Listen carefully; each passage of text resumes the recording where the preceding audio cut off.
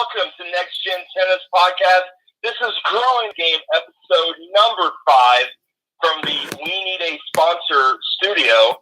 Bill Patton joins us. Bill, how are you doing, sir? I'm doing great. You? Yeah, it's not bad. Thought when I created the show we were going to go at 7:30 and not 7:27 for whatever reason.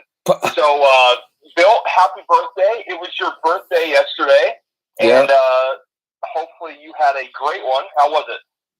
It was quite enjoyable. Thank you very much. Yeah, I had did a day trip to Santa Barbara on the day before, so that wasn't so bad either. But yeah, thanks for asking. Yeah, it was very nice.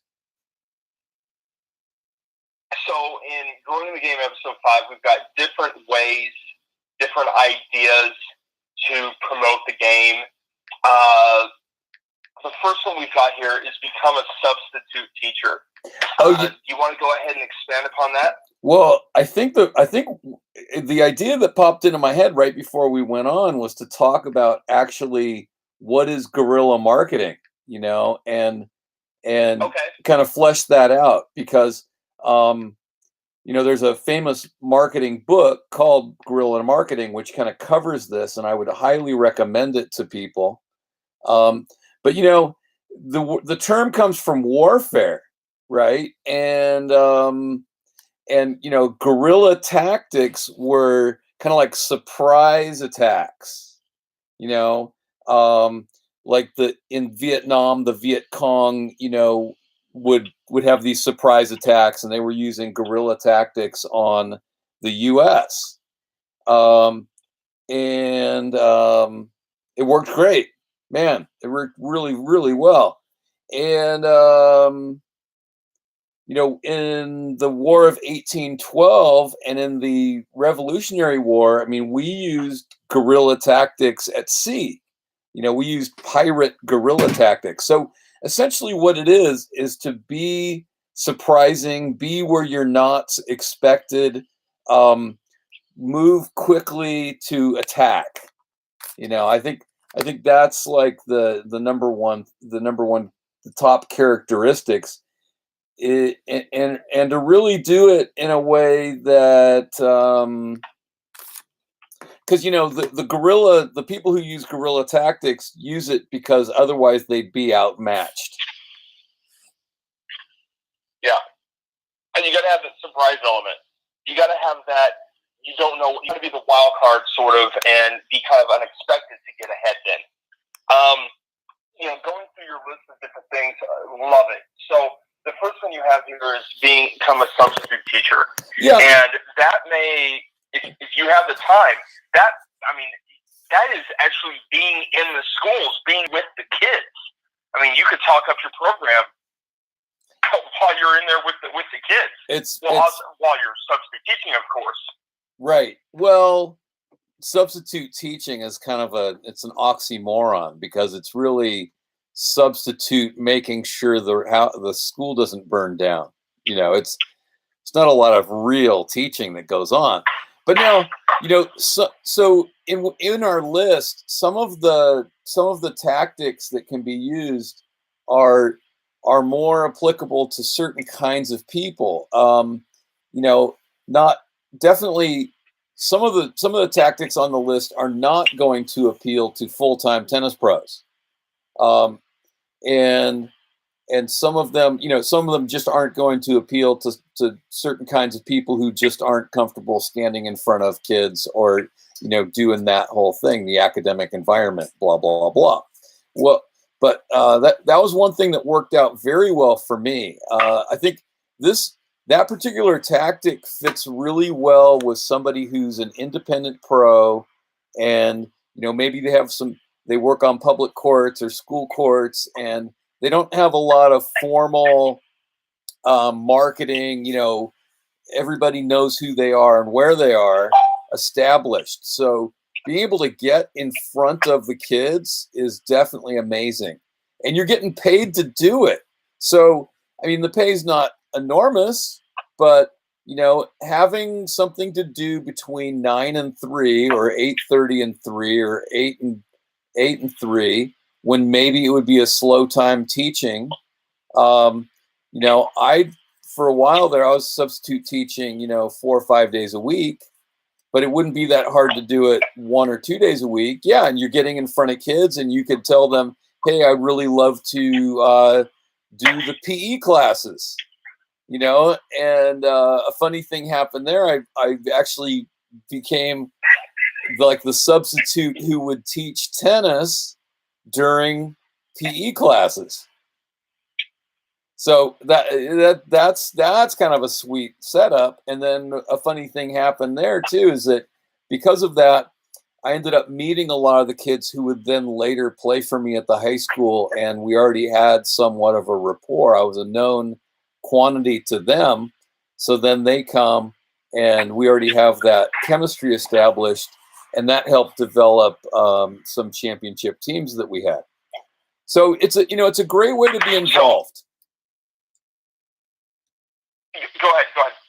No, I think I pretty much did it. I mean, yeah, you just get up there and you introduce yourself, you write your name on the board, and you go, "Hey, kids, I'm a tennis pro," and then here are your worksheets. Do these, It's like everybody starts to figure out who you are. The kids will actually probably tell jokes. They'll probably try to cut you down. They'll probably try to say tennis is an effeminate sport or whatever, and then you can have a little, back and forth with them. And it's all in good fun.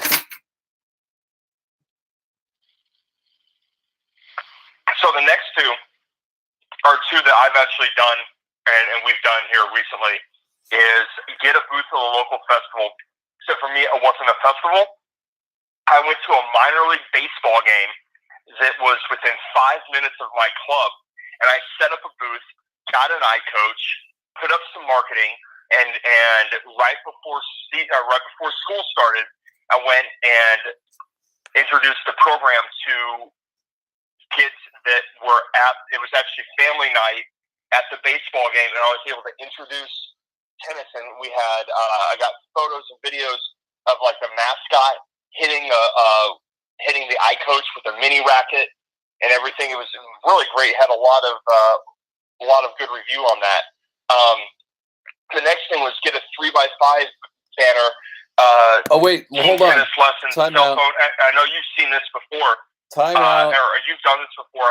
You actually posted that photo of getting the. But you actually have to have the phone number large enough that people can see it while they're driving by. Yeah, but we got to back up the truck for a second because we have to talk about events again. Okay. Because you commandoed me right there. You did guerrilla warfare on my talking point, right? Oh, my bad. We only have. I don't know if you got my message. We only have 30 minutes tonight. Okay. Well, but one thing I do want to say about events is you can go to farmers markets. You can go to street festival. You can go to this or that. You can go to the local soccer club's, kickoff event or whatever. Find something close. Find something apropos, and bring an eye coach with you. That's all. That's always great. Get the mayor of your town to hit a couple balls on the eye coach. Definitely do photo ops with local celebrities and whatnot. All right. Good. Glossing that over. Go. Let's get to the next one.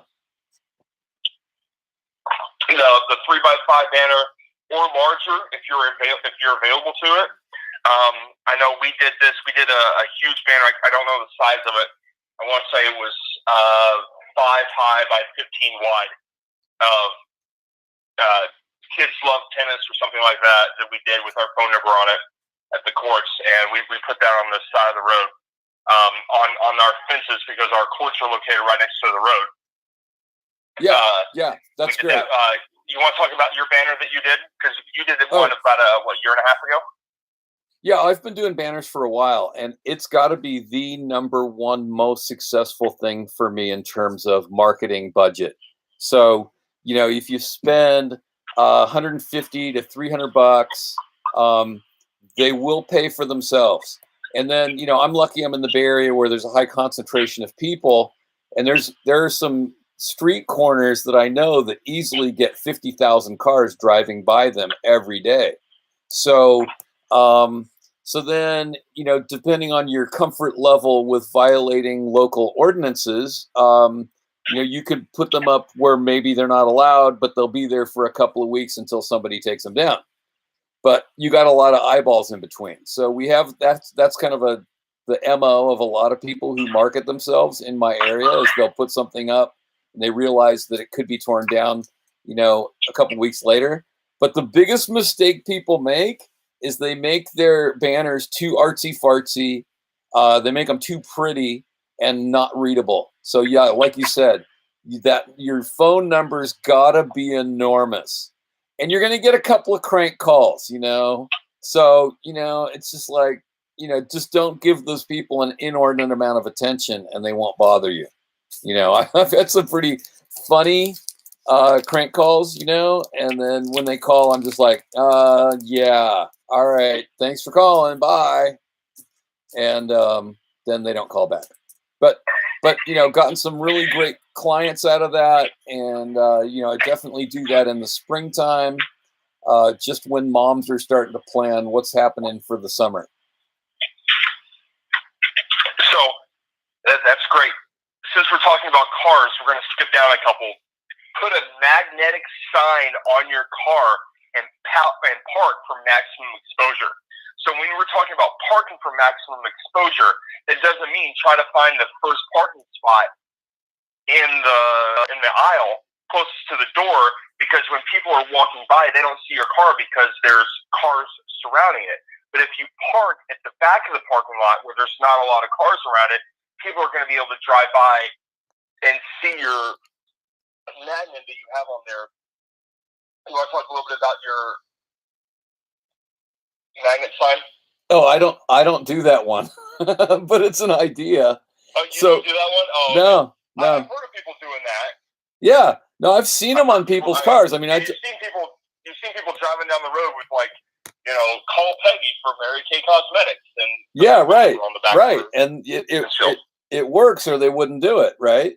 So, they try it and they don't know that it doesn't work. Well, I know that especially if you are parking near your tennis courts, and there's foot traffic, then you're going to be seen by somebody. And again, I mean, if you make your magnet, I think the magnets don't work if the phone number's too small. If your magnet says tennis lessons, teams and camps, and your phone number big, I mean, that's the only way somebody's going to be able to get it. What are they going to do? Try to chase you down on the freeway to get close enough? That's a great point too, because there's a lot of pros, not a lot of pros. There are some pros that want to keep some sort of privacy, and they don't want their phone number out there. They don't want their information out there. If you're trying to trim up business, you may, and if you want to stay private, get a burner phone. Get a cheap cell phone that you can put your phone number out there if you're that worried about your own local privacy. But remember, you are your own brand. You are your own business. So if you're not willing to put yourself out there, you're probably not going to get your clients.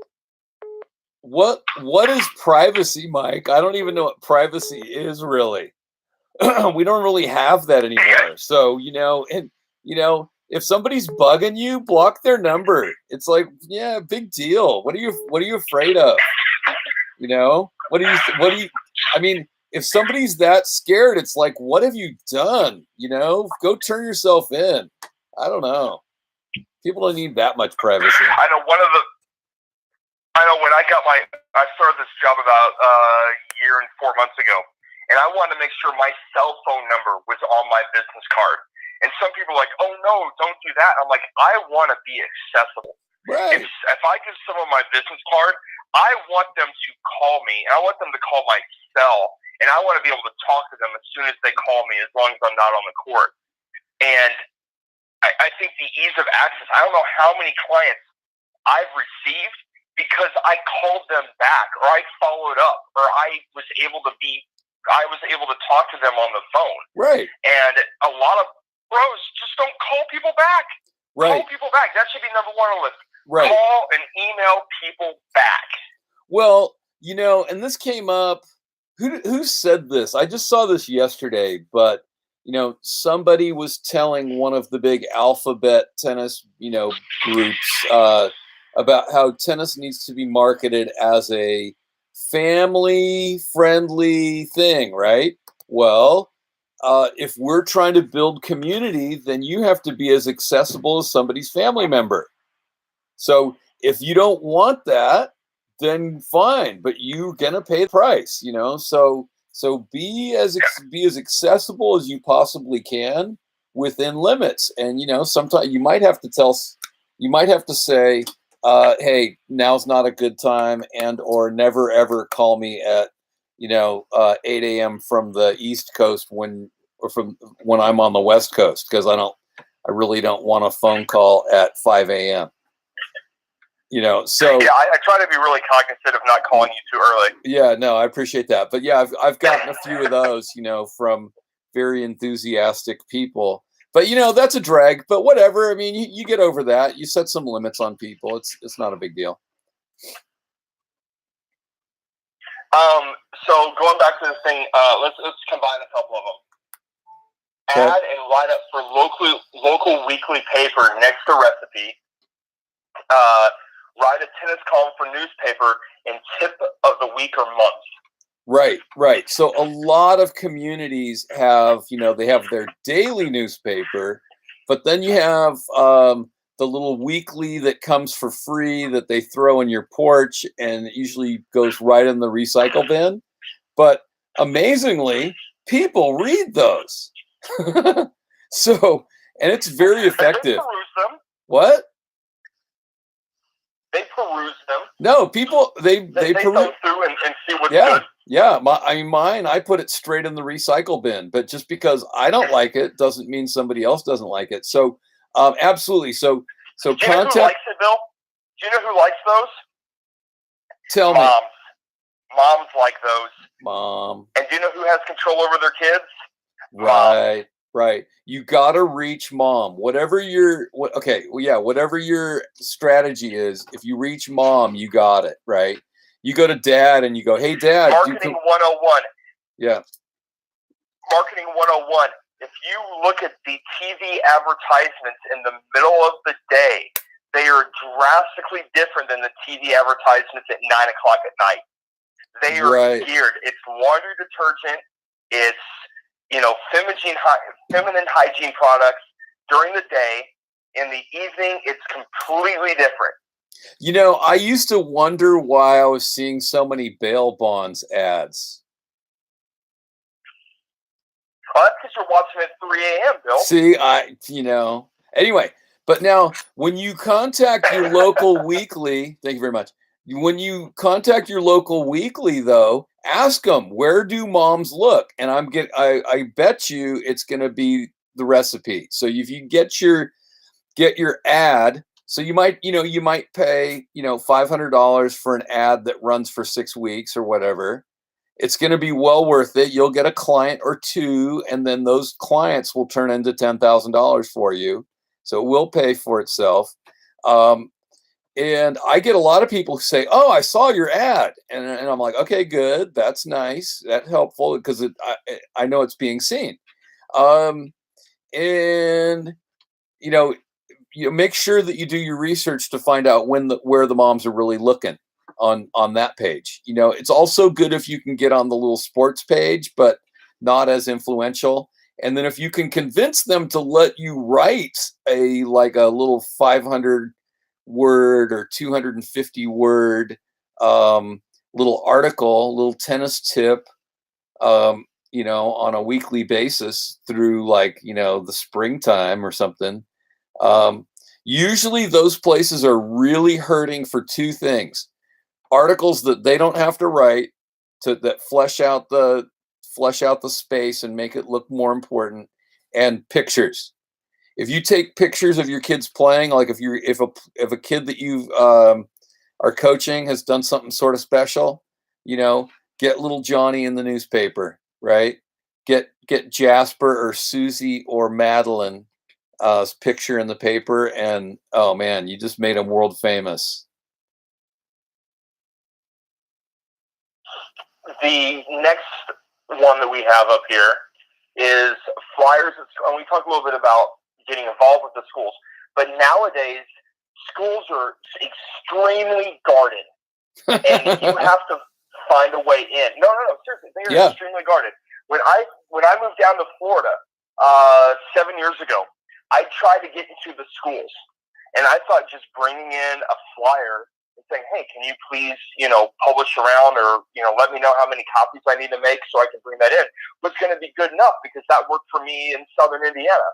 When I moved to Florida 7 years ago, I found out that the schools sometimes are very fickle, and you have to almost be, it's like a speakeasy. You have to know a guy of a guy of a guy and get the password just to be able to get in. Right. And you have, and the secret handshake and all that. So, so a couple of tips on that. One, in general, schools in California are getting more and more socialist. So they're against things that are for profit. But then, bling, USTA is a nonprofit. So if you can convince your TSR to be the one who gets the flyers into the school, then that can be a way in. Another really good way in. Let me hold you up real quick. A TSR is a tennis service representative. They are a USTA local employee that is paid to help you out locally. If you do not know what a TSR is, or do not know who your TSR is, it is available online through USTA. I can give you the information. Justin Landis is the national TSR representative. He's a good friend of mine, and we can get you in touch with your local TSR to have them help you out, because they want to. All the TSRs want to help you and get engaged into the schools. They just need providers locally to follow through with that, because there's too many schools, too many great schools for one TSR to have all the work. They need providers helping them out. So if you need help finding a TSR, message me, and I will personally help you find a TSR. I will get you in touch with somebody that will. Sorry, go ahead. No, that's good. And, a lot of times now, they're not even giving out flyers anymore. What they'll do is they have a space on their website or a weekly email that has PDFs. So your flyer, if you get, hopefully you're tech savvy and you are developing your flyer in a PDF.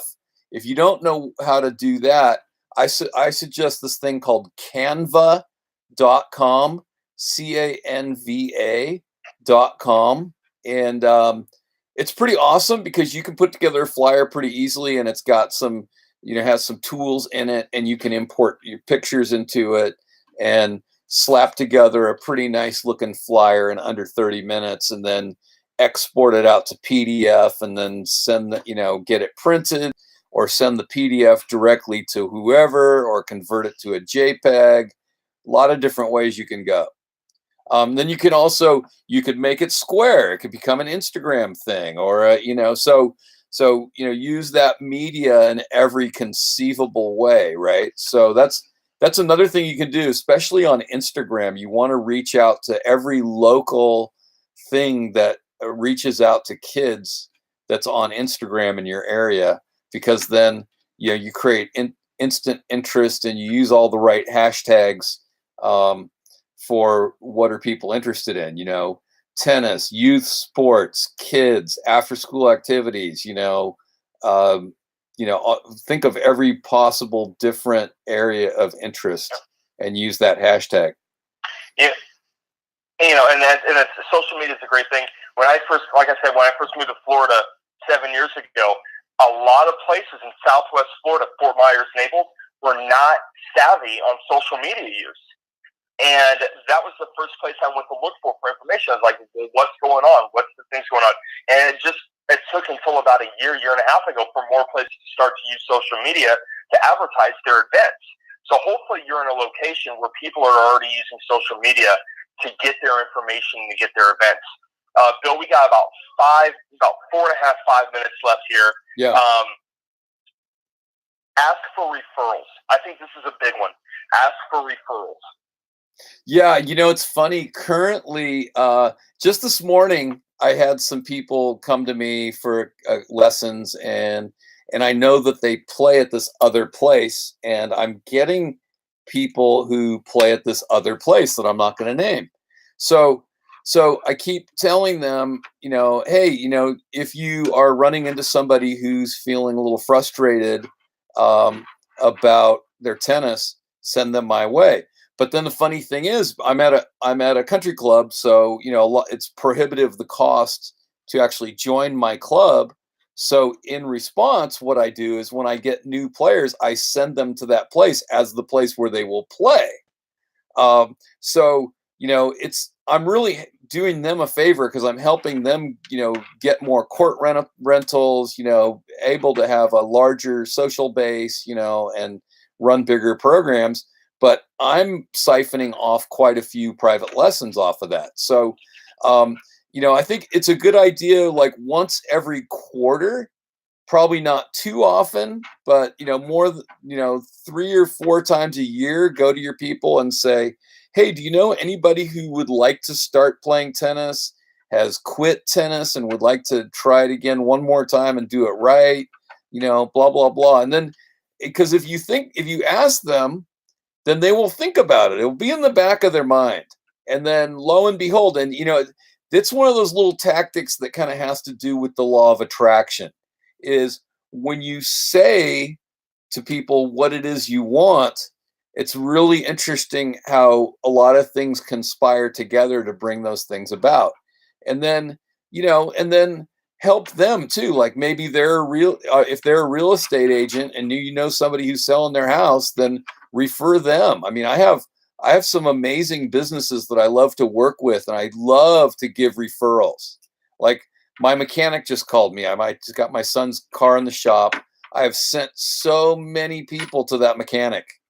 And so he loves me, and every once in a while he'll do something for free. So, when you get the referral, remember who gave it to you and do something nice for them. Once you get a reputation for following up and reciprocating nicely for those referrals, then a lot of the work is done.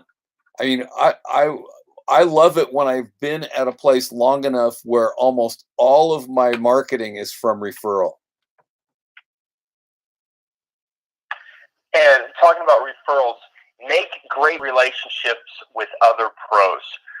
Quick story, we got about a minute and a half left here. Family moved from Jacksonville, Florida to the Clearwater area, and they were taking lessons with the pro up there. They talked to the pro. They're like, hey, we're moving to Clearwater. Sorry about this. The pro recommends, hey, go see Mike Ball. He's down in Clearwater. Great guy. You'll love it. Next thing you know, they're calling me up, give information. Now I've got them in our program 2 days a week. Yeah, that's great. Yeah, absolutely. So, when you have people moving away. I don't know how many times on social media that we get into relationships and conversations with each other as pros, that if I've got a student that's going out to the Bay Area, I'll say, hey, call up Bill and take a lesson while you're out there with Bill. Go ahead. Yeah. No, I had a funny thing where I had a kid vacationing in Houston, Texas. So I got in touch with Erwin, and then I got in touch with the family, and I said, hey, do you want to go take a lesson with Erwin before you come back from vacation? And it didn't quite work out, but it was just funny. I mean, it gave the appearance of being ready to go the extra mile, and it could have been a fun thing if it had worked out, but it didn't. But yeah, I've seen a lot of that, and I love seeing that when people are taking care of each other in the tennis pro community. Probably there isn't anybody listening to this show that's one of those turds that just keeps to themselves and runs everybody else down. But man, I'm doubtful that any turd like that's watching the show. But what are we going to do about those turds? We got to do something. Well, we'll address that on the next show. Deleting the turd. Going to game episode 6. You good for next Wednesday, Bill? I don't know about Wednesday, but we'll work it out. We'll work it out, guys. Thank you all for joining us. This has been Next Gen Tennis, the podcast. We're in the game episodes 5. Y'all take care. Look to hear from you next week.